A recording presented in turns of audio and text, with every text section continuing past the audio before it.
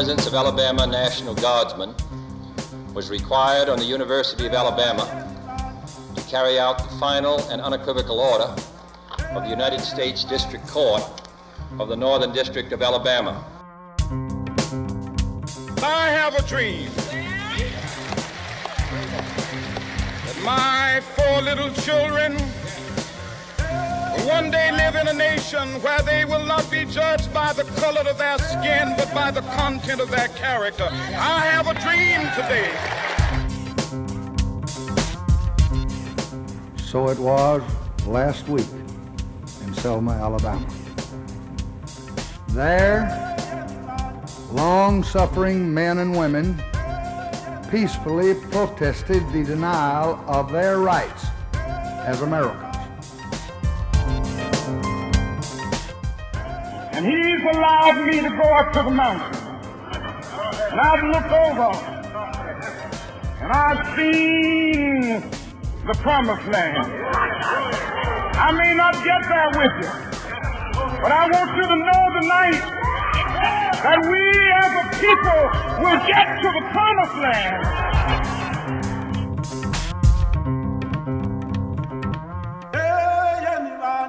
For students with learning disabilities, experiential learning is critical. Our students have trouble reading, writing, they have trouble with language, but they're really smart kids. They want to learn, they want to succeed. And meeting people, learning by visualizing, by seeing history in action, helps them to understand major concepts. It allows them to ask questions. It allows them to get information in different ways from traditionally just reading books. Well, I think what makes the school so unique is that the school itself is individually tailored for each kid. So each kid has an opportunity to grow at their own speed, to learn at their own speed. And I think what this trip does is it adds an extra layer to an already awesome education that these kids are receiving. I would definitely say it was more valuable because I learned about it in the place that it happened, and to me that's more of a significance than reading it in a book, because I got to see where it happened instead of reading the words describing where it happened. And being English, and we're not really taught about it in the UK.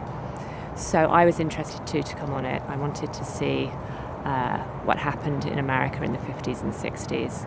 I knew about Dr. King, but I didn't know about I didn't know the details of the civil rights movement.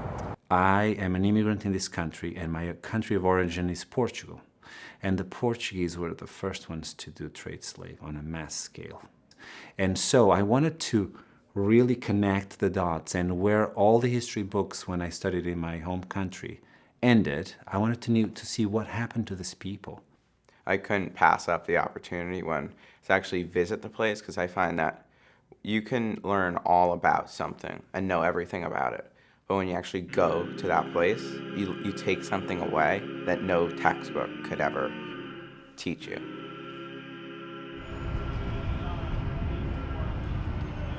That is the old Ebenezer Church. It's where his grandfather was a preacher and his father was a preacher. Dr. King was first a preacher here with his father. Then he moved to Montgomery. All of Dr. King's life is on these 2 blocks. So about 2 blocks up that way is his birth home. And he was born on that side of the street. The reason that's important to talk about is on that side of the street were your 2-story houses.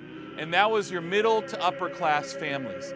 But across the street were what were called shotgun shacks.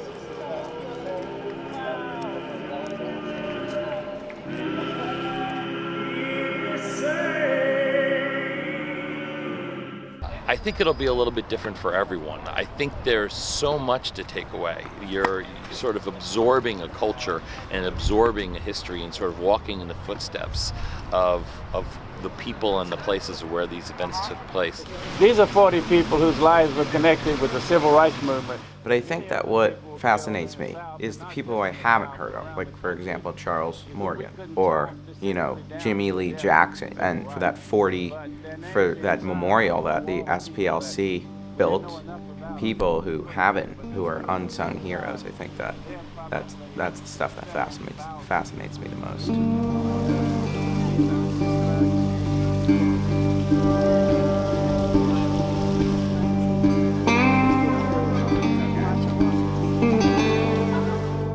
I think after coming on the trip, the students will have an amazing understanding of the history of our country and of things that happened not so long before they lived that are still really relevant now. Most kids don't get the opportunity to interact with tour guides like that very often. I mean, I mistook her. I assumed she was like an associate pastor or something at the church because it was so clearly a part of who she is and her beliefs. And I think that anytime you encounter someone who believes that strongly in what they're doing and loves what they're doing so much, it's really moving and inspiring.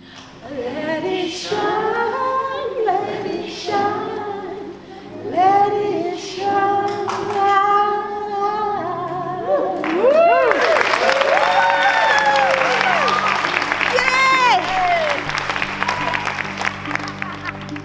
What I've enjoyed most about this trip is seeing the kids experience it, seeing it through their eyes and seeing how they light up as this history is being, given to them, and to actually see them standing in the place that Rosa Parks stood, or to see them hearing from people who have not only, are telling the history to them, but have lived the history itself. Rosa Parks. There's a lot of talk. Was this set up? Was this organized? Did this just happen? I know I was taught that she was just tired, sat down, did not want to get up. I think that does a disservice, actually, to the work. And that revolution doesn't just happen because it's Tuesday. You don't wake up and say, I want revolution. The fact of the matter is Rosa Parks was not the first black woman arrested. There were darker skinned black women, larger black women. There were big black men being arrested way before her. But the reality was, to be black in 1955 and go to jail anywhere in the South, that takes a lot of guts, a lot of guts. The Rosa Parks Museum. How often our students read in books, very flat. They read tons of books about Rosa Parks. But the whole opportunity to get off a bus and stand in front of a bus stop where Rosa Parks might have once stood, and then enter a museum where they have this incredibly informative, multi-faceted, multi-dimensional, is that holographic experience where they can actually see something that they've read about, heard about, talked about, actually be enacted in front of them. It will become something that they will understand on a much deeper level. And I get a good morning. Good morning. No, all together now. Good morning. Good morning. Much better. My name is Joanne Bland, and I'll be your guide while you're here in Selma. One of the most powerful things has been seeing Selma with Joanne Bland and hearing her stories about being a child who was so determined to be involved in the movement and to understand what she went through and how committed she is to telling the story and educating the next generation. That was really special. When the leaders of the movement approached Reverend Lewis about opening the doors of the church, he had to go to the bishop to ask permission. The bishop said no. They're burning churches. They're bombing churches. They're killing children. We can't have that in our church. She takes everybody and has us stand on the spot where the march began. And she has each of the members of the group pick up a stone and hold a stone. And she says, take that stone, because that's the stone where John Lewis might have stood, or Hosea Williams might have stood, or Joanne Bland might have stood. And I think that by taking that stone, again, it really concretizes this experience. And just to let you know, I have my stone from the first time I met Joanne Bland, and it sits on my desk at school. And I know I'm not the only one. I know that if you walk into different offices at Mary McDowell Friends School, different people have their stone on the desk. And then she tells a student, you're John Lewis, and you're Hosea Williams. And then when we march across the bridge, she makes 2 students stand at the front. I saw those policemen lined all the way across all 4 lanes on the service road on both sides. I knew we were not going to Montgomery.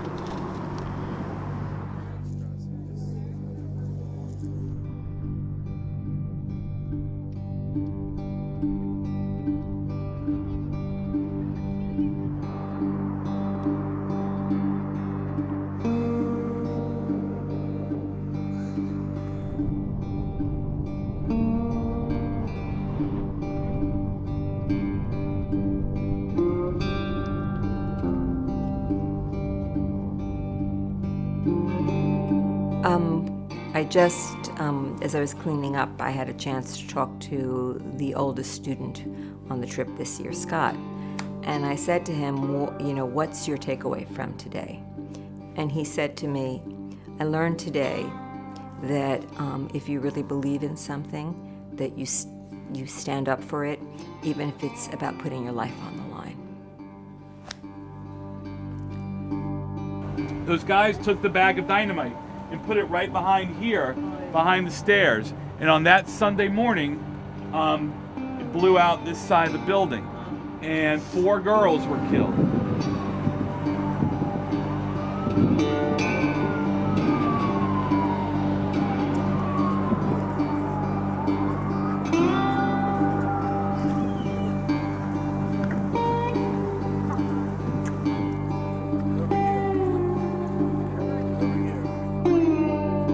What the dogs were like. Policemen named that dog Big.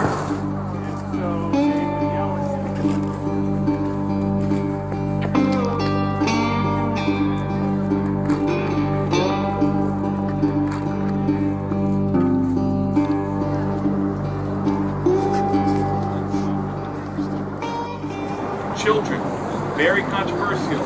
The same age as the children here today, right now. Once again, the significance of Kelly Ingram Park is the closest to downtown. They would come straight through the church, through this park, and this is where they would try to be stopped.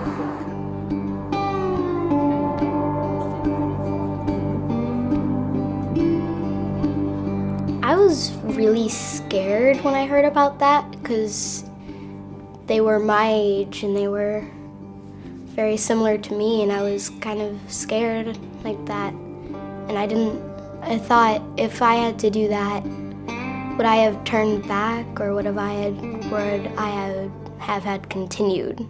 So I was scared about learning about that.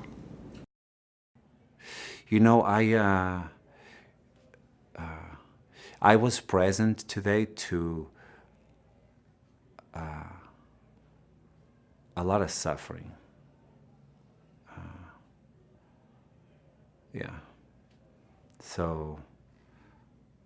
So I need to be conscious that there are parts of the world, like this part of the world, where a lot of people were challenged through generations.